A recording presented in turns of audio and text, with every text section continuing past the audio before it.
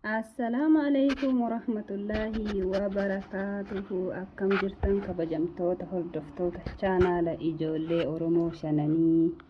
Akkam jirtan isiniin jedha. Ani nagaa fayyaa alhamdulillahi rabbil aalamiin. Rabbiin galanni haa ga'u. Jirra galata rabbii. Isin akkam jirtanii jajjabaattanii isiniin jedha. Viidiyoon kun akkuma argitanii mana keessaa gadi waraabaa jira jechuudha. Halli keenya kana fakkaata. Ganama baanee deebinee amma gabbahuu sodaanne.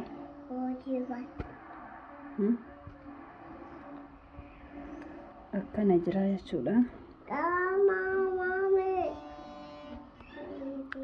Mee viidiyoo kana boodan immootu yeroo nu biraa qilleensi bareedadha. Akkamitti akka dabarsine isin agarsiisaa. Yeroo ani ijoollee tiyya wajjin taphadhee ijoollee tiyya tapsiisu hin agartan jechuu kanatti aansuudhaan turtiin keessan haga dhumaatti na wajjin haa ta'u isiniin jedha. Nona fiidilleen tiyya sodaanne mana oollee ala bahuu sodaanne isin ala laalaa jirra.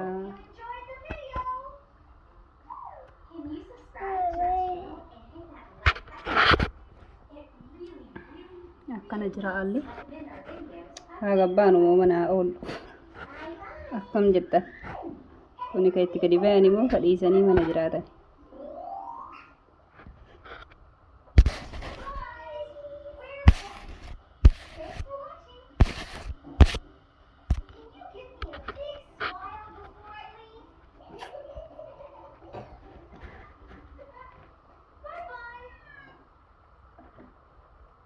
Bye-bye.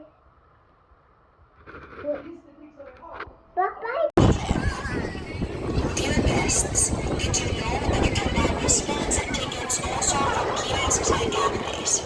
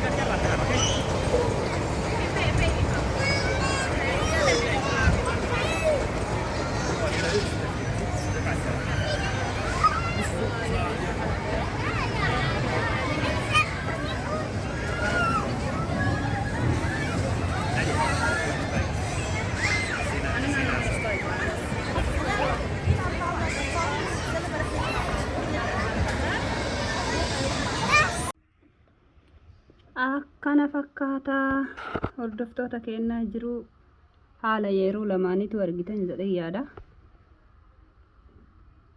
Kuni ka ammaatii ka waan daawwattaniif hedduu galatoomaa isiniin jedha. Kun amma naannawa jiraannu manumaa gadi waraabaa jira jechuudha. Kunoo mana keessa biskoota irraanii kana fakkaata.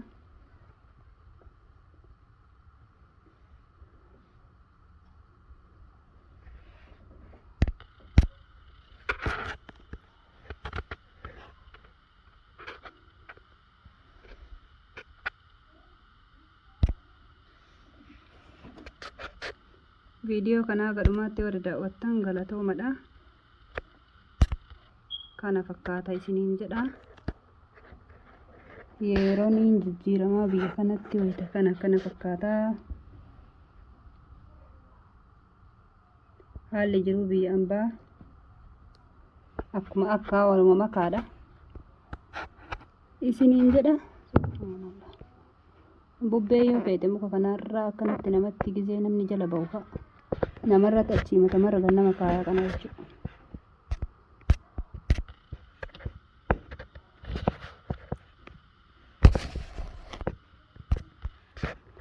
Akkasii waan daawwattaniif hedduu galatoomaa. Nagaha keessa jiraadhaa. Inshaallah biyya teenyallee rabbiin nagaha itti gadi haa buusu. Nama tahuu itti haa dhagahamsiisu. Rabbii walii galtee namaa haa kennu isiniin jedha. Inshaallah biyya teenyallee biyya dachii qilleensi isii gaarii san nama isiillee gaarii godhee mootummaa gaarii rabbiin nu hiree jireenya nagahaa biyya teenya keessatti nus gallee warri biyya jiru simmootu jiruu nagaa jiruu sodaa tokko malee namuu mataa ol qabatee keessa jiraatu. Rabbiin biyya akkasii nu haa godhu. Jireenya biyya keenyatis biyya ambaa kunoo diimokiraasiin baanaan kama dhugaattu lafarra jira. Ilmi namaa gabbahee waan fedhe dubbatuu danda'a, waan fedhe mormuu danda'a, waan fedhe deeggaruu danda'a. Isa afaaniin jedhamu ka biyya keenyaa sana osoo hin taane dhugamatti jechuudha. Namni fedhe gabbahee waan mormeef, waan balaaleffateef, waan hidhamuu fi maal tahuun hin jiru jechuudha. Mirgi hundaatu eeggamaadha. Kan nama tokko dhuunfattuu eeggamaadha jechuudha. Rabbiin akkas nu haa godhu. Qilleensa tolche sanis nuuf haa tolchu jedha inshaallahi. Ajjeecha fi morma muraa nurra haa dhaabbatu. Seenaa ta'ee haa hafuu. Asii achii mormi Oromoo hin muramini. Harki Oromoo hin citini. Dhaloota kana buqqisee mootuu bilisummaa keessa jiraatu rabbiin nu haa taasisu isiniin jedha. Waan daawwattaniif hedduu galatoomaa. Nagaan naa tura. Assalaamu alaykum wa rahmatullaahi wa barakaatuh.